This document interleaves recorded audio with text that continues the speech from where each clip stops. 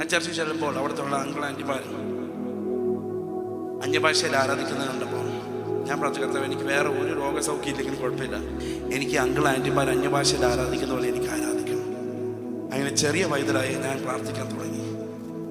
ഞാൻ ഉപസിച്ച് പ്രാർത്ഥിക്കാൻ തുടങ്ങി. 6-8 മാസം കഴിഞ്ഞപ്പോൾ November 6, 1998 ഞങ്ങൾ ചുരുക്കം ചില ഞങ്ങൾ കടന്നു വന്നപ്പോൾ ഞാൻ പ്രാർത്ഥിച്ചു, കർത്താവേ, നീ എന്നെ നിറയ്ക്കാതെ I would not leave this place. ഇന്നും എനിക്ക് അത് ഓർമ്മയുണ്ട്.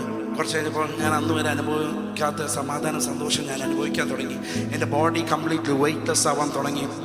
ഞാൻ അന്ന് വരെ സംസാരിക്കാത്ത ഭാഷകളിൽ ഞാൻ സംസാരിക്കാൻ തുടങ്ങി. മീറ്റിംഗ് ഒരു 2-3 മണിക്കൂറോ നീണ്ടു. മീറ്റിംഗ് കഴിഞ്ഞപ്പോൾ അവിടെ ഇരുന്ന വ്യക്തികളും മനസ്സിലാക്കിയ കാര്യമുണ്ട്, എൻ്റെ എല്ലാ അബ്നോർമാലിറ്റീസിൻ്റെ യേശു സൗഖ്യമാക്കി. ഇന്ന് ഞാൻ പ്രസംഗിക്കുന്ന യേശു ഇന്നും അത്ഭുതങ്ങൾ ചെയ്യാൻ ശക്തനാണ്. അതുകൊണ്ട് ദൈവം ചെയ്ത ഉപകാരങ്ങൾ ഓർക്കുമ്പോൾ എനിക്കൊരു പൂച്ചയെ പോലെ എനിക്ക് മോങ്ങാൻ കഴിയത്തില്ല.